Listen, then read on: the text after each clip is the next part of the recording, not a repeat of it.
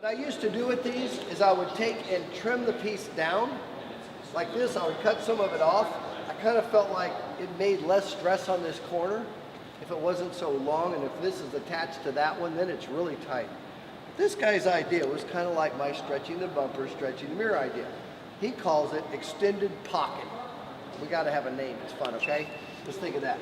So what he's going to do, though, is he knows he has to go all the way down into this corner here. That's going to take some stretching, right? He knows if he stretches it, it may come loose. So he's going to try to put some primer in there. At the end, he's going to try to post-heat it, which we'll talk about in a minute. But here was his idea. Turn that as high as it'll go. Now, something that truck should take primer on, right? Yeah. It should be a primer.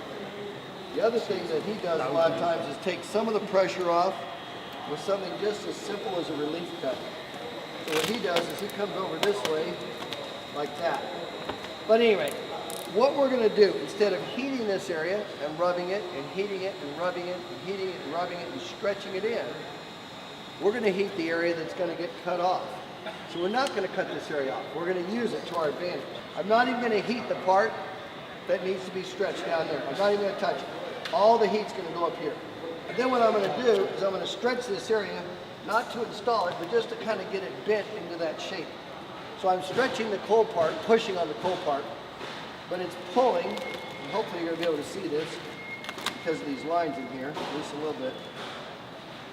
I don't know how good your eyes are, but if you look at these squares in this row right here, they're going to look a little taller than they are wide because I just pulled them down into here. I made it longer. But I didn't change this square hardly at all. It's still square.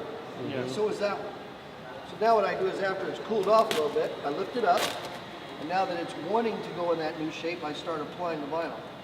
So this is kind of the idea of another way to minimize the stretches.